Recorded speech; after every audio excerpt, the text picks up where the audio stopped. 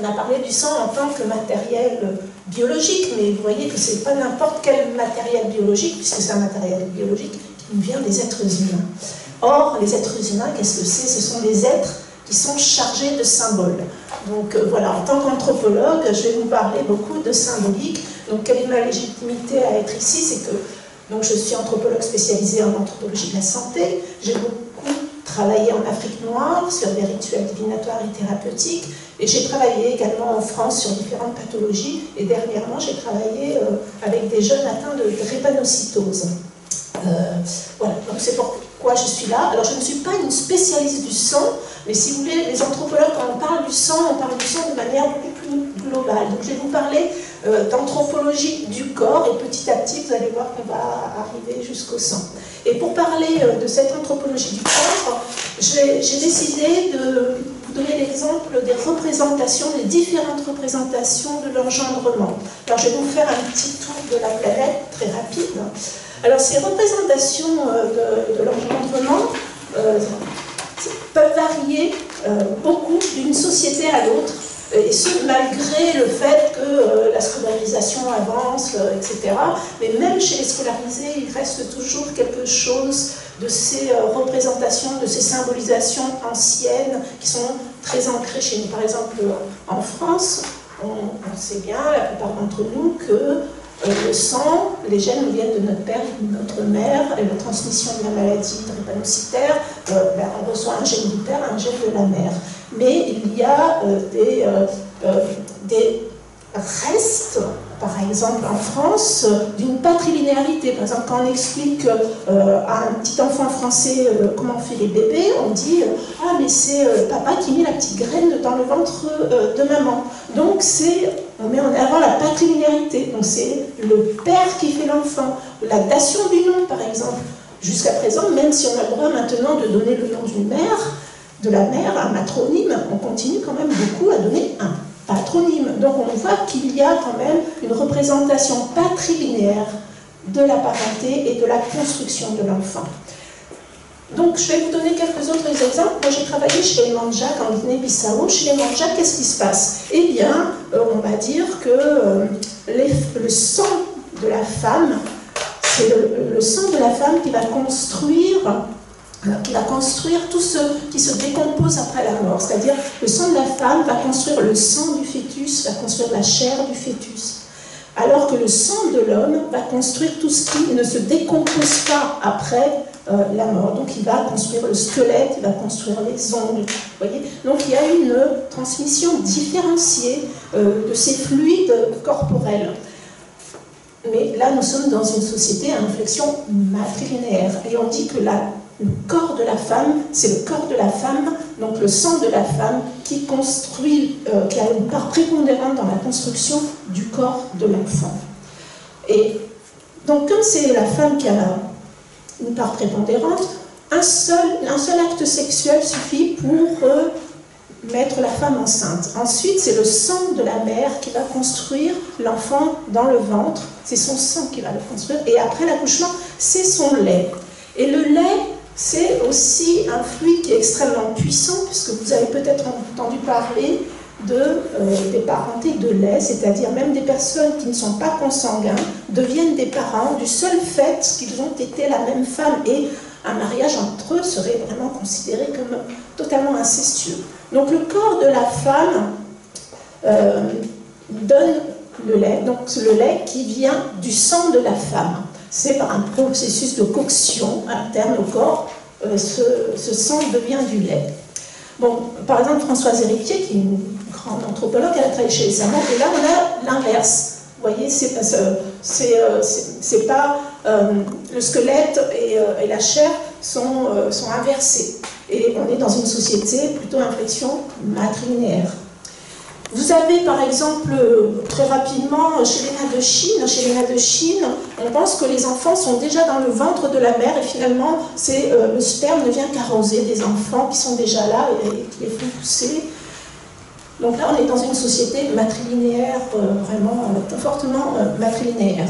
Bon, tout ça a des conséquences, hein, par exemple chez les lobbies du Burkina Faso, où là on pense qu'il faut avoir beaucoup de rapports sexuels avec une femme enceinte pour construire l'enfant, puisqu'on pense que c'est surtout le sang du père, donc le sperme du père qui construit l'enfant dans le ventre de la mère jusqu'au 7e mois chez les Samo par exemple, mais pas au-delà, parce qu'après on chauffe trop le corps de la femme qui cuit trop l'enfant si on a des rapports au-delà de 7 mois de grossesse, et donc on risque d'avoir un enfant albinos. Voilà, c'est parce qu'on n'a pas respecté les 7 mois de relations sexuelles autorisées pendant la grossesse.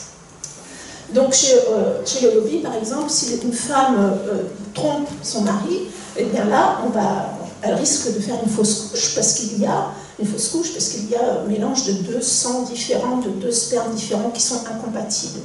Mais par exemple, j'ai une amie qui travaille chez les Chimanes de Bolivie amazonienne. Alors elle m'a dit, oh là là, mais chez nous c'est complètement différent. Si une femme peut avoir plusieurs partenaires sexuels, l'enfant sera considéré comme un enfant mélangé. Donc il aura été construit par le sang de plusieurs hommes et il aura plusieurs pères. Donc vous voyez, les représentations de la construction de l'enfant nous disent beaucoup de choses aussi sur les représentations et la force du sang, que ce soit du côté masculin ou féminin. Globalement, quand même, ces représentations du sang, elles sont en faveur de l'homme. C'est-à-dire, on pense que l'homme, il est plus chaud que la femme. Pourquoi est-ce qu'il est plus chaud que la femme? Parce que l'homme, il ne perd pas de sang régulièrement comme les femmes qui ont leurs règles au moment de leur menstrue. Elles se refroidissent périodiquement. Parce que le sang, c'est chaud, ça chauffe le corps, ça revigore, ça lui donne de la force. Donc l'homme est plus chaud et il arrive à créer du sperme qui est considéré dans beaucoup de sociétés comme un fluide beaucoup plus supérieur au lait. Le lait qui est construit par un corps qui est moins chaud. Et donc on explique les aménorrhées au moment de la grossesse des femmes pour garder ce sang, donc elles n'ont plus la règle bien sûr, elles conservent cette chaleur pour pouvoir construire leur enfant dans le ventre, et aussi au moment de l'allaitement, qu'est-ce qui se passe? Elles n'ont pas leur règle aussi pour pouvoir produire du lait pour arriver à nourrir leur enfant. Donc il y a toute une mécanique des fluides qui est très intéressante à analyser. Donc lorsqu'on parle de sang, on parle aussi de sperme et on parle aussi de lait maternel, vous voyez. Alors, après, cela étant, donc les fluides sont très importants dans la construction de la parenté, mais ils ne sont pas suffisants pour construire de la parenté, parce que vous savez que la parenté est surtout sociale. Donc on a déjà parlé des parents de lait, mais il y a aussi l'adoption. Et qu'est-ce qui fait qu'un enfant adopté devient un parent? C'est simplement parce qu'on le reconnaît comme parent, qu'on lui donne un nom, et puis qu'on va l'élever. Et donc c'est les personnes qui grandissent dans la même maison qui deviennent parents. À tel point que parfois il y a des gens qui sont élevés ensemble, ils n'ont aucun lien de parenté, mais ils vont répugner à se marier ensemble. Pour eux, c'est pratiquement de l'inceste, parce qu'ils ont partagé les mêmes valeurs, ils ont partagé la même religion, ils ont partagé le même quotidien, et surtout, voilà. Même lorsqu'ils n'ont pas la même mère, mais surtout, le quotidien. Et dans ce quotidien, qu'est-ce qu'il y a d'important? Bon, quand on a une certaine quantité de sang dans le corps, mais on va grandir. Donc il faudra plus de sang dans notre corps. D'où il vient ce sang?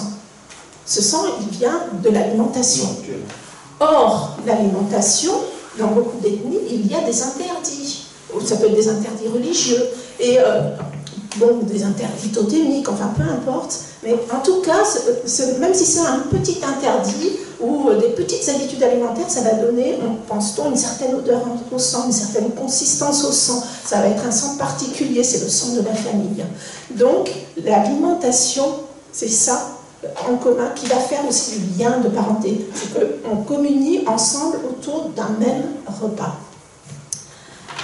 Alors, après... Oui, alors maintenant que je vous ai parlé de ça, donc vous voyez que le sang, c'est au niveau symbolique, c'est très très très chargé. Donc c'est chargé de parentalité, de symboles de force, de vie, de bien-être, de chaleur. Et c'est aussi quelque chose qui est précieux au niveau religieux, par exemple, vous savez, le sang versé du sacrifice. Alors, le sacrifice animal, lorsqu'on veut la fécondité de la terre, la fécondité des hommes, lorsqu'on souhaite la bonne santé, on verse le sang. On verse le sang pour rentrer en communication avec l'au-delà. C'est le même sang qu'on retrouve dans l'Eucharistie, par exemple, dans la religion catholique, où on boit le sang du Christ. Dans l'Eucharistie, c'est aussi le sacrifice ultime des catholiques. Bon, dans la religion musulmane, dans la religion juive, dans beaucoup de religions animistes, entre guillemets, il y a ce type de sacrifice. Donc le sang versé, c'est un sang qui est sacré aussi. Donc le sang peut être sacré. La valeur symbolique du sang est donc très importante. Ce sang versé, bon, il y a aussi le sang versé suite à la guerre, le sang versé qui peut être versé suite à un crime et qui demande réparation. Mais le sang versé peut aussi être thérapeutique. Par exemple, quand j'ai travaillé chez les Mandjak, il y a une maladie particulière des enfants où pour les soigner, il faut faire des petites incisions au niveau de l'abdomen pour faire couler le mauvais sang, pour extraire le mauvais sang du corps de l'enfant pour le soigner. Bon, Alain Pelloin, qui normalement devait parler aujourd'hui, toujours en place au pied levé, lui aussi a travaillé chez les Pygmées et il a filmé lui aussi des petites incisions pour soulager la douleur. Donc le sang qui coule aussi peut être un sang qui est bénéfique, et aujourd'hui à l'hôpital, hein, dans les hôpitaux français, parfois aussi on fait des saignées, alors c'est pas les grandes saignées du 19e siècle où les gens étaient voilà, mais il y a toujours des saignées qui existent à l'hôpital. Donc le sang qui coule peut être un sang thérapeutique. Donc ce sang qui coule, parfois ben, c'est un sang qui coule pour la transfusion, et là on va arriver à la drépanocytose. Bon, alors parfois, ben, ce sang-là, ben, il est malade. Alors déjà, au niveau de la drépanocytose, annoncer la maladie, c'est pas quelque chose de facile, puisque vous savez, en tout cas en Afrique, la drépanocytose, lorsqu'on parle de drépanocytose, c'est plutôt une maladie qui est liée aux os. Les Bambara au Mali, ils parlent de Kolochi, c'est les os qui se fondent, c'est les os qui sont broyés, ou alors au Bénin, chez les Fonds, on va parler de Oudoudou, ça veut dire la maladie qui ronge les os. Donc le lien avec le sang n'est pas toujours automatiquement fait. Donc lorsqu'on va annoncer la maladie, vous vous rendez compte l'impact. Lorsqu'on est dans une société où la représentation locale de l'engendrement veut que ce soit le père qui donne le sang, ou la mère qui donne le sang, vous vous rendez compte à quel point la personne peut se sentir culpabilisée par rapport à la maladie de son enfant. Donc il y a vraiment des précautions voilà, à prendre au moment de parler du sang, de l'annonce de cette maladie-là.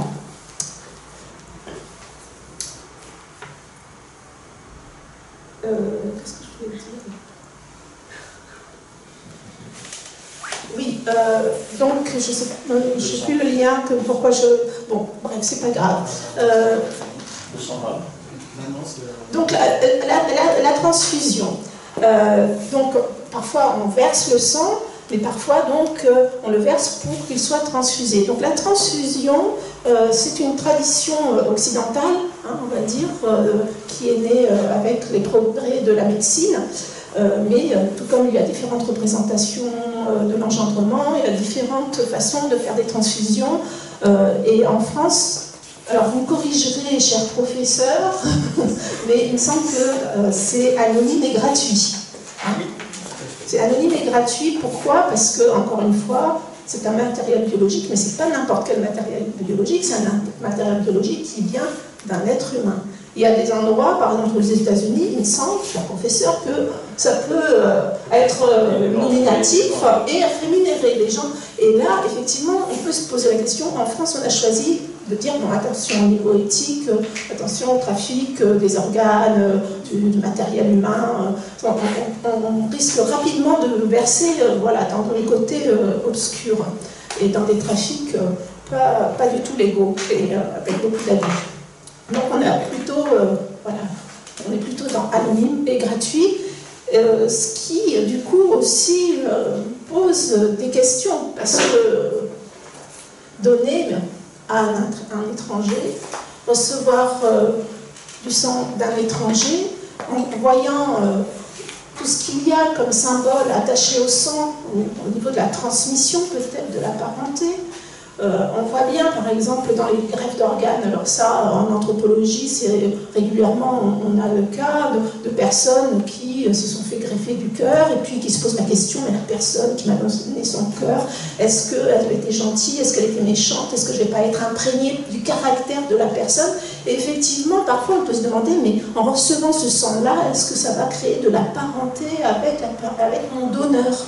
Vous voyez? Donc c'est extrêmement complexe comme processus mentaux avant d'arriver à accepter par exemple un nouveau cœur, accepter aussi ce nouveau sang, d'autant qu'il existe ce qu'on appelle en anthropologie le don et le contre-don. Ça qui a été analysé par Marcel Mauss. Le fait est que dans les sociétés, lorsque on donne, on est obligé de rendre. Par exemple, si je vous dis bonjour, si vous ne me répondez pas, c'est bizarre. Si je vous paye un coup à boire, si vous ne payez jamais à boire en retour, c'est bizarre. Donc, en fait, quand on donne, on sait bien que derrière, il y aura un contre-don. Or, là, dans la transfusion, qu'est-ce qui se passe? On donne à un inconnu, et il n'y aura pas de contre-don. Et quand on reçoit, mais on ne peut pas donner en retour. Donc, on a une espèce de dette qui est perpétuelle. Et ça pose des questions aussi. Et ce sont des questions qu'il ne faut pas éviter et auxquelles il faut réfléchir. Parce que je pense qu'effectivement, ça peut être des freins aussi, si on n'en a pas conscience, hein, des freins au don du sang. Et effectivement, le don du sang, ça veut dire que là, on rentre dans une autre dimension, c'est un engagement altruiste, c'est aussi une implication dans la société, c'est favoriser la vie, vouloir sauver des vies. Et là, ça demande toute une autre démarche. Bravo.